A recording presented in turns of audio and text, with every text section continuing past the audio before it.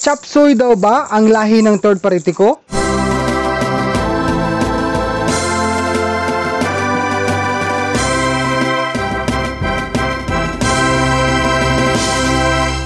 King's VitaPlus Animal Feed Supplement.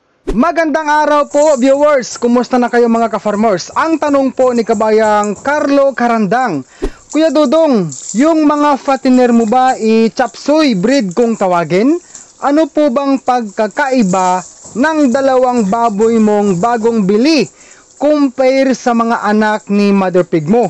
Sana masagot po ninyo ang aking katanungan. God bless. Salamat po kabayang Carlo Carandang sa iyong katanungan na yan. Dahil dyan, mag-a-honest to goodness po si Dudong Villaran. So dito guys, direct to the point tayo Uunahin ko muna ang lahi ng aking nag-iisang baboy inahin ngayon. Pasensya na po pala muna kayo guys sa noise background ngayon kasi sa lugar ko ngayon ay talagang mahangin po kaya nagkakaroon tayo ng noise background. Pero by the way guys, sa mga hindi pa po nakakaalam sa akin pong inahin ngayon, ito po ay kabilang sa third batch fatteners ko noon sa 10 magkakapatid sila. Ang sabi po sa taong binilhan ko, ang lahi daw po ng inahin sa aking baboy inahin ngayon ay large white. Tapos pinarisan niya sa barakong durok ang lahi. So ibig sabihin, two-way cross or dalawang magkaibang lahi po ang lahi ng aking baboy inahin ngayon.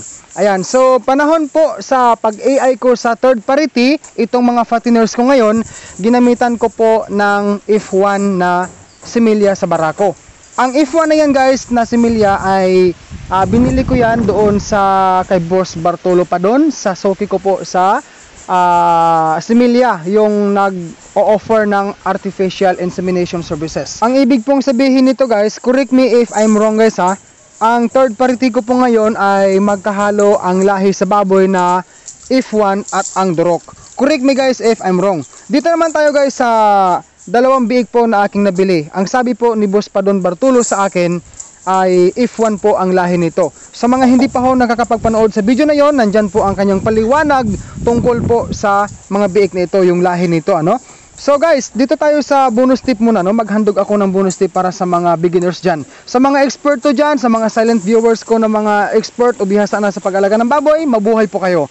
Meron tayong tinatawag na two-way cross or dalawang magkaibang lahi. Beginners, halimbawa, meron kang barakong durok. Pag pinarisan mo yan ng landrace na inahin, yan guys ay ang resulta niyan magkaibang lahi na dalawa, Two-way cross. Tapos kung meron kang pit train na barako, parisan mo siya ng large sweat na inahin, yan po ay two-way cross. Kabilang siya sa two-way cross na sinasabi, yung lahi ng baboy na yan. Tapos ang sumunod po ang sinasabing three-way cross or tatlong magkaibang lahi. Halimbawa guys, ito. Kung meron tayong barakong large white, tapos parisan natin ng inahin na landrace, ang kalabasan yan ay nagiging hybrid na inahin or F1 sow. Yan po ang kalalabasan.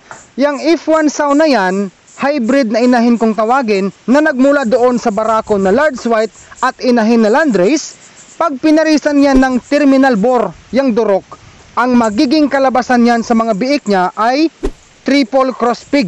Maganda daw po yan guys sa marketing. Ang assurance na ito, ang munting idea na ito ay galing po sa ginawa nating munting pagsaliksik sa libro po about sa pagbababoy. So ganyan guys ang akin pong sagot po tungkol sa katanungan ni kabayang Carlo Carandang. Ito naman kasing word na chop suey, kung atin pong ipagbase or ibibase natin sa salitang gulay, chop suey, familiar po tayo kalabanan or kadalasan tayo ay familiar sa chop suey na word, refers to gulay. Marami po ang mga sangkap, merong carrots, cabbage at iba pang mga vegetables na hinahalo dyan sa gulay na yan na magiging chop suey. Para matapos na po tayo sa ating video ngayon, ito na lang po ang pinakasimpleng halimbawa sa salitang chop suey. Familiar po ang karamihan nito. So dito guys, ang ulam na ito ay masarap yan, Masarap po yan, maniwala ka man o sa hindi. So makikita po natin na merong broccoli, may carrots, meron siyang halong young corn or bunga ng mais na hindi gurang. Meron din pong chicken meat, may bell pepper, sibuyas, bagyo beans, at meron pa rin yang panimpla guys. So syempre, hindi po nawawala ang panimpla. So ibig sabihin guys, the word chop suey, marami po ang mga sangkap na pinaghalo-halo na mabuo ang gulay na ulam na yan. So balik tayo sa baboy guys. Ang baboy na chop suey po ay marami din po ang mga iba-ibang lahi or iba-ibang breed na pinaghalo-halo mo siya guys na magiging chop suey. Yan po ang simpleng paliwanag ni Dodong. Alam ko po na marami po ang mga expert na mga silent viewers dyan na sobrang tagal na po sa industriya o sa pag-aalaga ng mga baboy fatteners, baboy na barako, baboy inahin. Just comment down below po sa mga gustong magdagdag pa ng mga idea regarding po sa ating topic ngayon. Ako po si Dodong Villaran ay patuloy pong nagpapasalamat sa inyong lahat. Taos puso pong nag-thank you sa inyong lahat for continue supporting me here in my channel. Mabuhay po kayo. At kung hindi ka pa ho nakapag-subscribe, please subscribe and click the bell ring ng all para po updated ka palagi sa mga bago ko pong ina-upload sa simple video sa pag-alaga po ng baboy. Once again, thank you and peace out everyone.